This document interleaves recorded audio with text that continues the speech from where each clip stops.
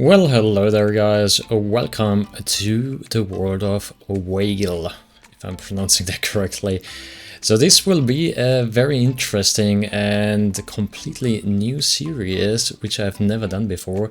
It is all about RPGing or RPGifying Minecraft and using or by the help of using datapacks, mods, which we don't just copy and use from existing mods and datapacks. No, we are going to create them ourselves, and this will be a learning frustrating experience, but definitely a fun, and we will make errors of course, but it will be fun. And you might ask yourself, why do you call it VALE? Where is this coming from? So VALE is an acronym, and you know me, I love my acronyms. What VALE is standing for, I will tell you at the end of... No, just joking. I'm not one of those YouTubers who are leaving you open-ended or like cliffhanger. No. I'm telling you this right now. So VALE is standing for Voyage of Adventures, Learnings and Errors. As we progress through the datapacks and mods, we try to create, like, for example, a dungeon, which we try to create in this episode, or an NPC with quests and custom mobs, maybe. I've not really planned it out. I was very inspired by the recent SMP server Misadventures, and I was surprised what you can do in Minecraft with just datapacks. I know that you could do a lot with mods, which we will tackle later as well. But we will start off with just datapacks in general. So yeah, let's jump right into this episode. And first of all, we need a base of operation, and I spotted a very good place over there. And as you might realize, this is not a natural Minecraft world generation. Nope. I used a mod to have a bit more of a RPG world feeling here.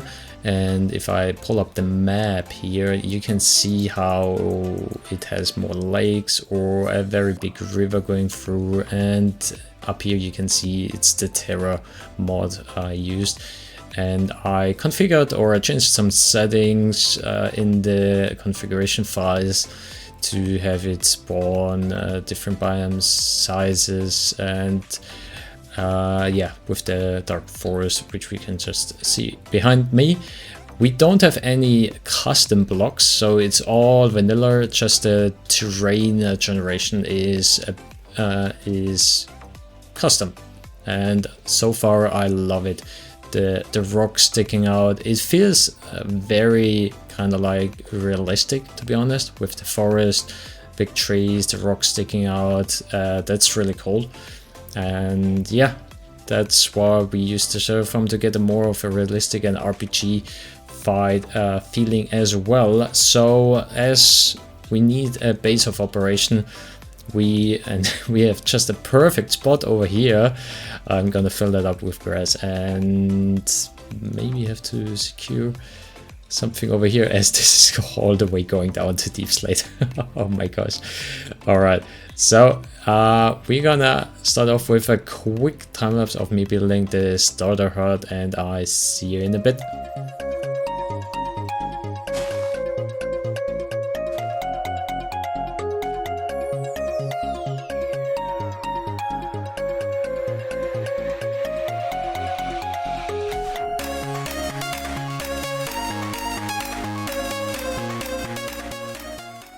And here we have it, our starter hut to adventure out from, and also brainstorm for dungeons and what we can put into this RPG world.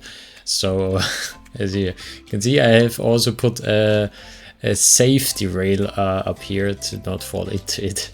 It just looks amazing. So let me just quick hut tour. So this is the storage area where we can place down stuff. We also have smelting and working area. We have the command blocks to quickly pick up if we are in creative mode. Also a kitchen. So I made this hut as it is actually not necessary, but we to give a more of a I'm experiencing, or I'm adventuring from the hut into the world and coming also back to some spot, just to make some notes. As you can see back here, as I have noted something down with the TP as Datapack, and then the small dungeon, medium dungeon, large dungeon, an iron mine, copper mine, and so on, and also treasure chests, which we can put in this world hidden somewhere. And over here we just have the bedroom, kind of like 2 double beds. So you might wonder, okay, what do you mean with dungeon, iron mine, treasure chest, and data packs? If you are completely new to that, as I am, I had no idea before I started this series how to create a datapack and all that kind of stuff, what went into the commands and all that. So let's jump into the testing world so I can show you a bit what I was playing around with. This is my testing area or testing world where I play around with command blocks. As you can see, there are so many command blocks to simulate different effects, different functions. Over here is a fun one to get teleported just over here, which is very useful, especially in dungeons when you enter it, or when you have maybe a trap activated or something else. And then I experimented with the messages. Oh, you need a key when you're stepping in a certain area, and only if you have the key with you, the door will open. And if you step through and into this area, it will go up again. It is actually so cool what you are capable on doing with just data packs. And this is actually not the data pack, this is just the command blocks here, and on the right for closing, and the sounds which they are playing. So right now everything what you see is just done by the command blocks, and I played around with a bit more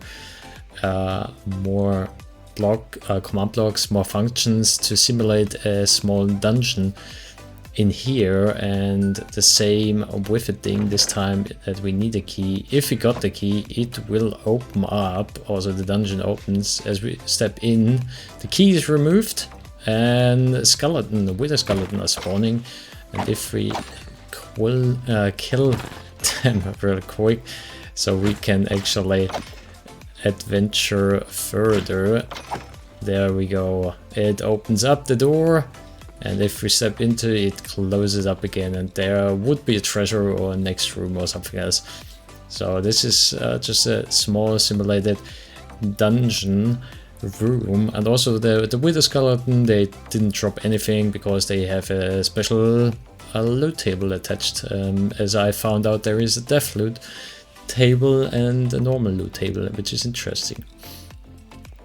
Next, I played around with some traps over here. As soon as you step in, the fire starts, and the green blocks are the triggers, which would or triggers the arrows, which would hurt if we are not in creative mode. So yeah, and now we are actually coming to the dungeon and the mine, which I am actually very proud of creating. So let me just do a quick enable of the regenerating mine. I'm going to put myself into survival mode again. I have a pickaxe here. So this is an iron mine. It also inspired up by the misadventure and the recent Minecraft event. If you go into the mines and you mine iron, it is replaced by a cobblestone block, which is interesting. Okay, let's see. Everything is getting replaced by a cobblestone. And oh, we can't mine anything else. Huh, interesting, interesting. And okay, let's mine the rest of the iron. So we have a bit of oh yeah, was not the best choice to place a hopper here. All right, so now the mine is empty, you might think. So yeah, now what's happening? How do you get more iron out of this iron mine? And as we will wait a few more seconds, this cobblestone behind me, which I mined first, should turn into iron ore again, as every block which we mined, every iron ore, yeah, there we go, has a timer on it and is getting replaced after 1 minute. So it's kind of like you turn, and then all the rest is turning into iron ore again. And it's so cool to just look at it, and it is getting replaced by iron ore. There we go, and now we could mine it again, and the whole process starts over again. So this is kind of like a simple iron mine, regenerating iron mine, and we could do this with redstone, with gold, maybe diamonds, and also copper, which we noted down.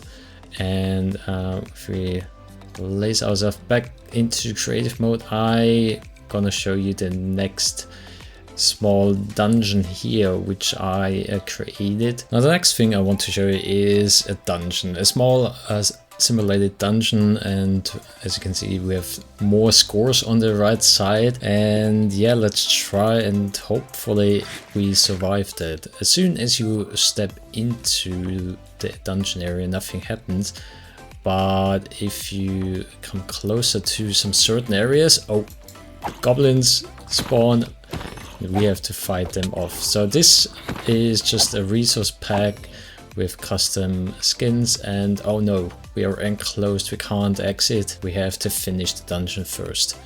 So there are certain areas I just marked down by the blue wool for testing and for easier debugging, and the red spots are for different functions. So let's just go through this real quick. We should have 4 areas. Yeah, this is still not working. This is actually a hidden room, which is fortunately not resetting correctly. So now now we are stepping. This is the treasure room, and as soon as you step into the pink area, the loot chest appears with a custom loot table, just some golden carrots. And now we should be able to get out of this dungeon if everything works correctly. I hope so. Nope, not really. Okay.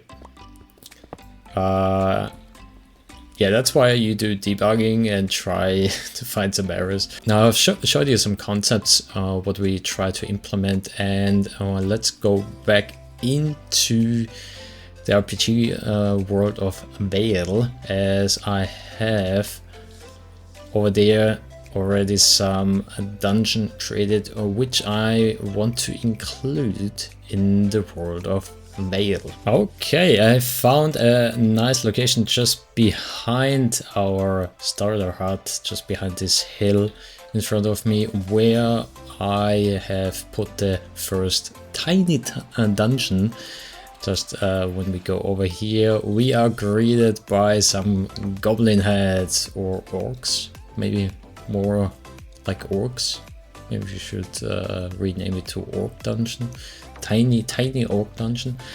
And yeah, as you might realize, this is just some black concrete because the dungeon is in another dimension. I realized, or I learned, that you can create custom dungeons, not dungeons, yeah, dungeons as well, but custom dimensions with a datapack. And I tried it out and created a dungeon dimension for just that purpose here. Also, I created another dimension which would be able to trigger, like, this is the overworld, and we also have a resource world, which is as well inspired by the misadventure as MP to get resources, as this will be an RPG world where you should not be able to break blocks only in your area. But let's check out this dungeon, and first of all let's put on some armor so we are not dying, as yeah, there are some special orcs in there, let's say that. Alright, and to get into the dungeon we only step in here and we are getting teleported into the dungeon, and here we are. This is the dungeon, just a very simple concept of a dungeon. And if we step into certain areas, as you have seen before, we are greeted, oh my gosh, this little orc thingies are brutal. Oh, as you can see, we have custom hats, goblin hat, a gruesome trophy from a fallen goblin, as you have seen in the entrance, which have a 10% drop rate as well. And now let's venture through. Oh, hey, look at that, we have some custom loot tables here. String over here is nothing. Let's adventure more through the dungeon. Oh, more orcs. I just call them orcs. They are quite big, and or maybe goblins. I'm not really sure about that. What the difference is between orcs and goblins. Okay, let's stick with goblins. Something. Oh, leather. Definitely need some leather. Over here would be a drop down, which we are not taking because I don't want to get hurt. Now where? Oh, there, the next. Oops. Oh, always forget about the one around the corner. Jeez. And yeah, we are in the swamp biome. So this whole dungeon dimension is a swamp biome. And I also have infected the water with poison. If you touch the water, it gives you a poison effect for 2-3 seconds or so. And over here should be, yes, another little rascal. I really don't like them. They are the worst. If this dungeon would just contain little goblins, it would be way harder because they are so quick. Wait, let's go over here first because, oh yeah, more goblins. And I think up here, yep, there's treasure as well. Just coal, but this barrel has some rare chance of dropping a very special item, and that's very rare. very rare chance. Okay, let's drop down here. Oh nope, we have not fought them, so we could await, like not trigger them, because I think there's areas here. But killing more goblins actually affects our loot, which we get at the end. There are 2 loot tables, a good and a normal one, and we of course want to have the... Jesus, he just ran past us. Holy frick. So without armor, this dungeon would have killed me many times. So it's not that easy, and to be honest, those goblins are just retextured zombies, so I've not changed any attack, so they have still the default attack strength, how you call that? Oh, carrots. Carrots are always good. And now for the loot, we should have killed all of them, and I played around with locked chest, which is pretty cool, and as soon as you step into the area it is unlocked, and the goblin's treasure is ours, which is some iron and steak, and you only get iron if you kill a certain amount of them. So let's exit the dungeon, and we are back in the overworld of VALE. And there you can see the heads. That was so much fun creating that dungeon. Also a lot of errors, trial and errors, let's say that, as it wasn't that easy. And when we try to enter again, we now have a dungeon cooldown timer for, I set it to 2 minutes, so we have to wait 2 minutes to run this dungeon again, so it shouldn't be too easy to get a lot of steak or iron. And yeah, I can always change the loot tables. So that was a lot of fun creating that, that dungeon, and I will definitely do a lot of streams where I try to implement more of those, learn more of the datapack mechanics, more functions, more possibilities to RPGify this world. And also after playing around with datapacks a lot, I'm going to try to create some mods, starting with some quests, NPCs, which can hold quests. And next maybe we go to rideable mobs.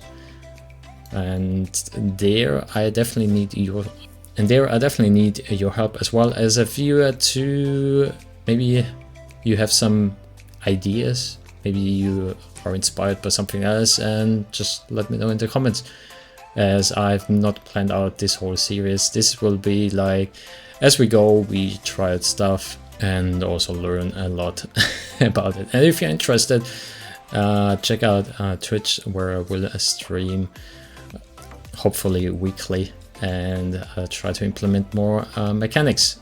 Hope you liked this episode. This is definitely a new for me as well, with datapacks, mods, and coming up with dungeons and all that kind of logic and mechanics. But I had fun. Hope you enjoyed this episode as well, and hope I see you in the next one of VALE. See ya!